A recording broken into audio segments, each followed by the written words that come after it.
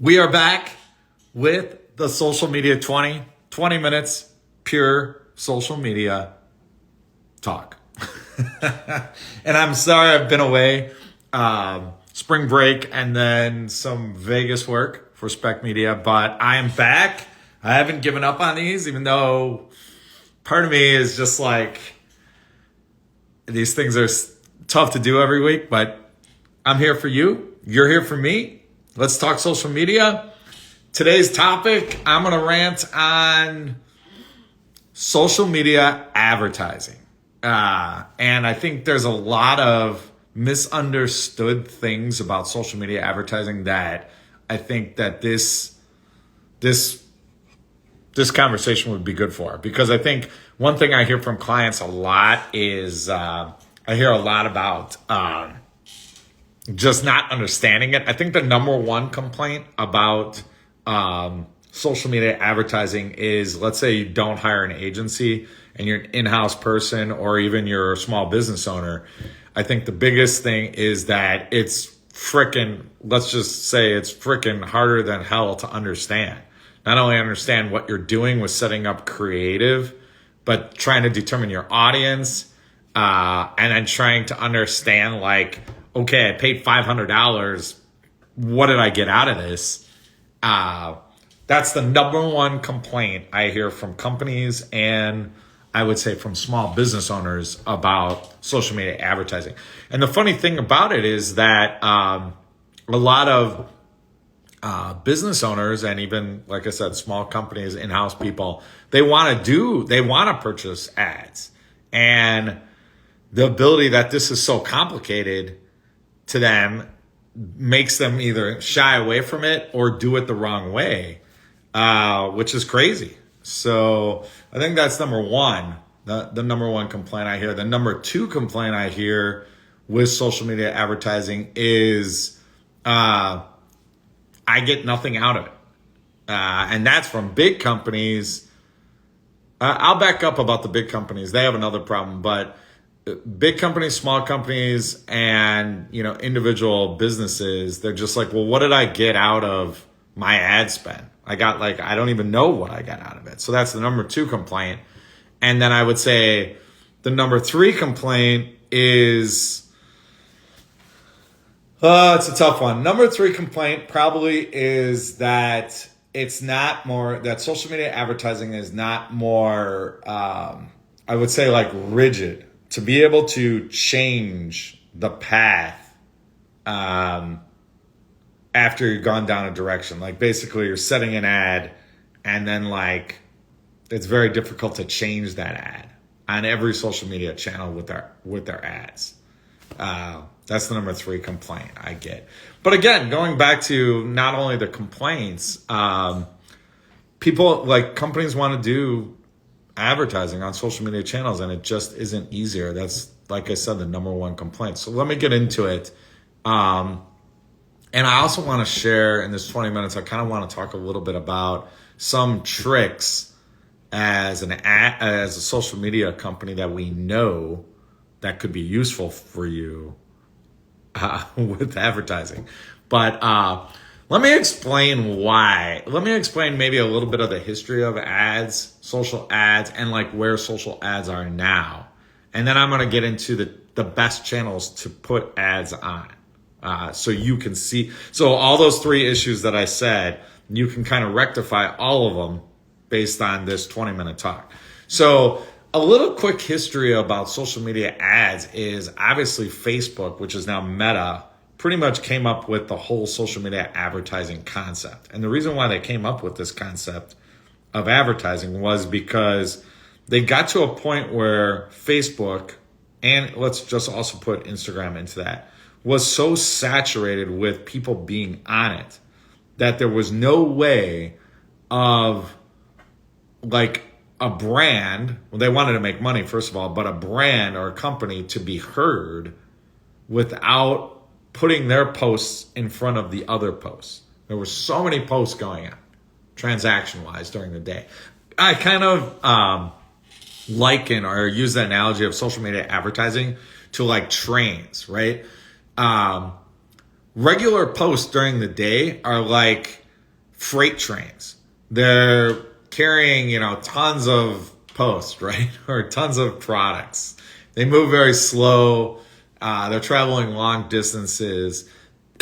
And posts with social media advertising are more like commuter trains, fast moving Amtrak, or, like if you live in a major city, the fast trains that are going through. They get priority access of the tracks and they move a lot quicker to very exact destinations. So that's my analogy of ads. So the history of social media ads was basically Facebook sitting around one day and they said, hey, look, like we need to, one, make money, monetize our investment into this channel, but two, we just have to show some type of return for people to get their posts in front of more people. And then, like, where advertising went after that, social media advertising went after that, was the first thing that happened was it just got so complicated. And the reason why it got complicated was there's so many people, again, on these channels that to target any group of them just got like crazy. And one of the things that's just laughable to me, maybe 5 to 10 years ago, was when Facebook just basically took all the topics you put into your Facebook and Instagram profile or your Facebook profile and used those as delimitators for an advertiser to reach you. And, you could put in like, oh my God, I like basketball. And you really don't. You may have just clicked basketball by mistake. And you're going to get ads based on basketball, which to me, back in the day and for a very long time, was completely stupid. That's changed. And advertising on these channels changed. But one thing you can credit Facebook with is Facebook was the pioneer in social media advertising and made it known to the Snapchats, the TikToks, Instagram, which they eventually ended up buying, Twitter, which is now X, LinkedIn, Pinterest. All these channels adopted social media advertising based on Facebook creating the model. So because of that is why all of these social media channels that I just listed, their advertising is a lot like and follows the basic rules of Facebook. And the basic rules are establishing your objective, targeting your audience, and then determining your ad spend. And those are 3 really important rules that you have to keep in mind. Determining your objective, targeting your consumer or whoever it is, targeting your person, and then determining your ad spend. And it's crazy because Facebook took those 3 concepts and made them very difficult, like a puzzle to understand. And Instagram and I would say Pinterest, Snapchat, TikTok, all of them sort of did the same, but made it simpler. So as we go, what's up, Ryan? As we go through this process of social media advertising, the complexities behind setting up a campaign over the years have gotten easier and easier and easier, but they're still, for small business owners and anybody else playing this ball game, it's still very hard. So I would say, it's a tough call to decipher it. And that's why I would say, unless you have taken classes on it or are self-taught on social media advertising, I would definitely hire an agency to do this for you. Because one, a lot of times agencies get critiqued that they're just taking your money doing this, but they're really not, because most agencies are only charging you maybe 20% above cost for the management of social media advertising. All the money that you put towards a contract with an agency is going to the ad spend itself. For them to even show you any type of return, they have to use your money for the ad spend. So to them, or to us as agency owners, it's a very razor thin margin that we're making by doing a campaign. But we know how to do it so well that it's kind of mindless to us that our teams that are in place to do this don't have to do too much thinking about a social media ad campaign. So that's why I would say, I would implore you to hire an agency to do your social media advertising and not try to do it yourself. Because, like I said at the beginning of this, when we first started, the number one complaint I hear is, or the number two complaint is, what did I get? What was my return on my investment for what I spent? And most small business owners and smaller companies are just like, we don't see it. So then they don't do it. That being said, there is a lot of companies out there that literally have built brands on Instagram with social media advertising, which I applaud them. And now TikTok, you're seeing this now with TikTok, where the ad spend can easily change things for you, change the ballgame for you on TikTok. So is it worth it? Without question. Is it difficult without an agency? Yes. Are you going to get confused? Are you going to get upset? Of course.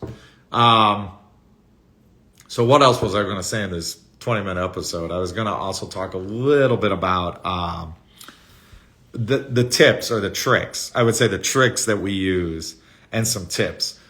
And I don't know if I should go through every single platform, but I'll go through some of the most popular ones and the tips involved with those.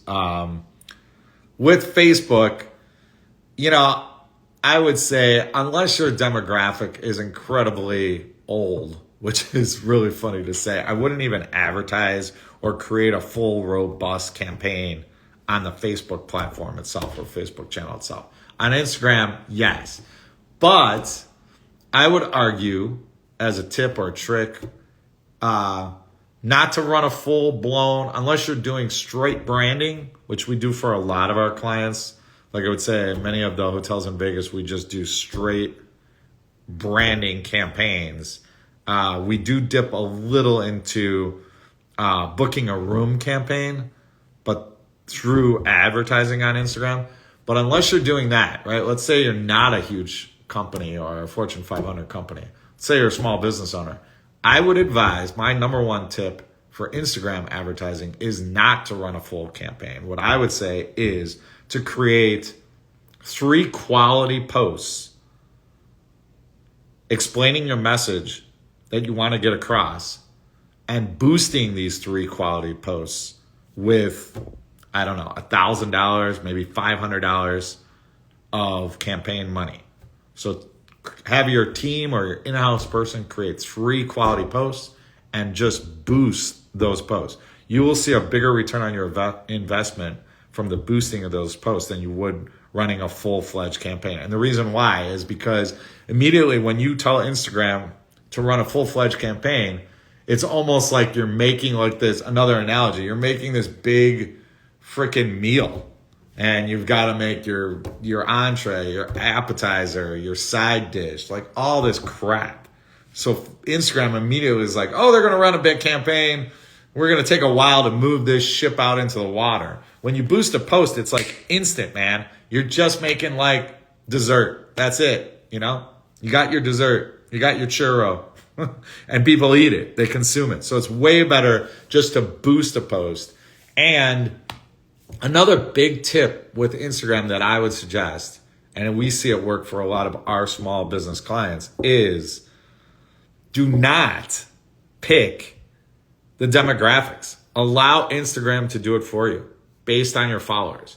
And I know this will be kind of crazy for a lot of people or a lot of in-house people and a lot of like small business owners, because a lot of people 3 years ago bought followers and fucked up their whole Instagram following on their channel. So your audience, congratulations, sucks. But if you built your followers organically, your advertising is going to work perfectly. So I would say if you have a strong organic following or followers on your Instagram channel, do not choose your demographics. Allow Instagram to pick them. And again, the reasoning behind this is because it's like a fast churro. You're just eating it. They package it and they ship it out into the newsfeed. So, right, like Ryan's saying, facts, right? Totally, facts. It's probably like, I don't even know if I need to give any more tips or tricks. Like, that's the best tip of the whole freaking 20 minutes right there. But But yeah, and some people or small business owners might say like, well, how much should I put behind that? You know, it's debatable. Ryan, who's on this right now, would probably say, just play around with 500 and see what the results are, and then do another 500. You know, again, it's creating a whole meal versus just creating a churro for dessert.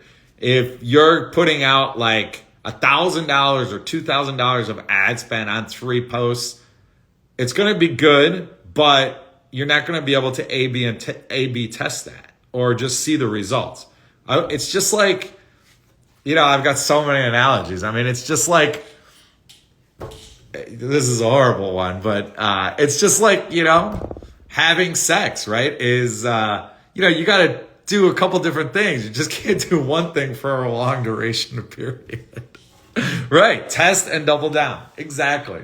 You took the words right out of my mouth. And that's how you got to play it.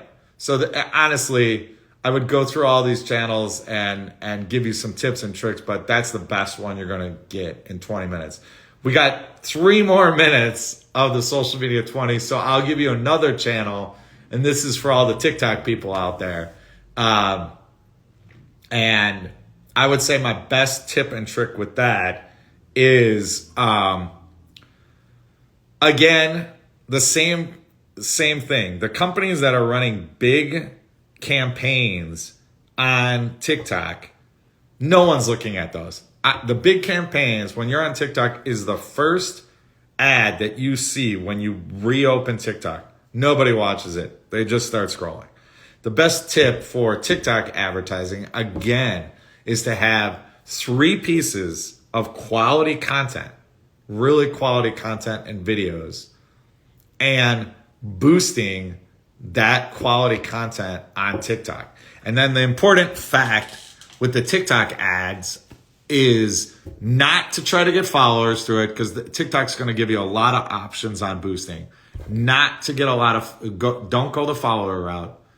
Go with the views route, which is another option, which is one of the 3 different options they give you. Can't remember them all off the top of my head, but go with the views of your video route. And again, allow TikTok to pick the audience. And I guess, like, just to back up on this, I'm saying the pick of the audience thing because it's faster out the door, but also there are no demographics anymore. And I'm sure Ryan would agree with this one. There are no demographics anymore.